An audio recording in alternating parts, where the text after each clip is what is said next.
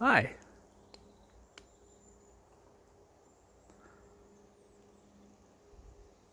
I am compelled to share some things,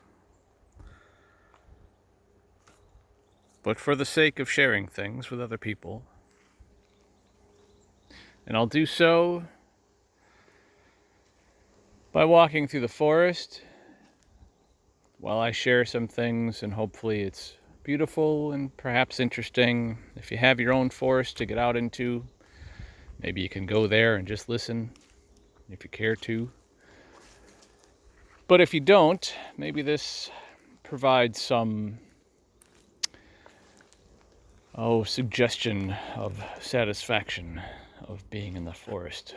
We can do a lot with our imagination and minds to sort of create a space for us to exist in mentally. It may be different from the bed we're confined to or whatever our situation is in a city. In any case, I'm compelled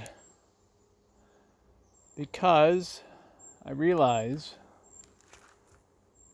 that I'm just passing through, and we're all really just passing through, and it isn't to think morbidly about impending transition from this state of corporeal living, physical, embodied living, to whatever lay beyond. It's just to realize in a meaningful way that we have limited time to get it done, to get it right, to experience what we're here to experience, and to offer what we have to offer. And so while I'm here, I am compelled, as I said in the beginning, to offer sharing of these stories.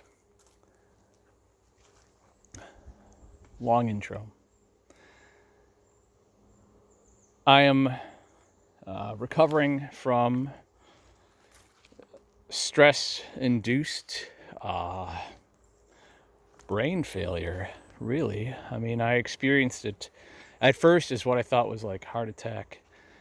And it turned out to be something not to do with my heart, really, but my mind, my brain, and years of accumulating stress, which I had been managing through mindfulness and intense meditation, as well as simple tools like prioritizing and delegating and managing time and projects as efficiently as possible. And in the end, felt like I was having a heart attack. Doctors had done some blood work and some self-evaluation tests, and how I'm feeling, thinking, whatever, and arrived at the conclusion that I am experiencing extreme exhaustion and high anxiety and mild depression, and that I should take some time off. And I did so, and instead of getting better, at first I was delighted, like, what are you talking about, time off? Because I was pretty much into the swing of just humming along with work all the time. So I took some time. It was my prescription from the doctor. And then things actually sort of broke loose, and the avalanche released its energy down the mountainside of my mind, and my perception and perspective and everything that I had sort of become accustomed to in terms of thinking and doing, eating, sleeping, reading, going shopping, riding a bicycle, everything sort of zeroed out, pinholed into something that I had not been accustomed to at all and found basically utterly useless. And that led me to feelings of uselessness, and even somewhat, at times, really not somewhat, but intensely, desperately suicidal, feeling like, what is my value? What is my point? What's my purpose? I'm just wasting resources and energy. It took rest, and it took patience, and an appreciation for what was really going on, so that I could understand where I'm at and how I got there, if not where I was going.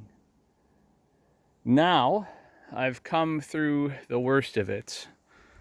I can read again to a limited extent, not the voracious level of consumption of books that I had been at not so long ago, but at least I'm turning pages, whereas I couldn't do that at all before. I couldn't even get through a sentence. It seemed scrambled, not just like with dyslexia, but even the letters just didn't appear to me as letters that I related to. They were just odd alien symbols strung together, and something that I knew I was supposed to be able to read, but couldn't. So I'm making this video from a better place, and I'm sharing it in hopes that it is useful to someone, because that's what we're here for. It's not about being rich or famous.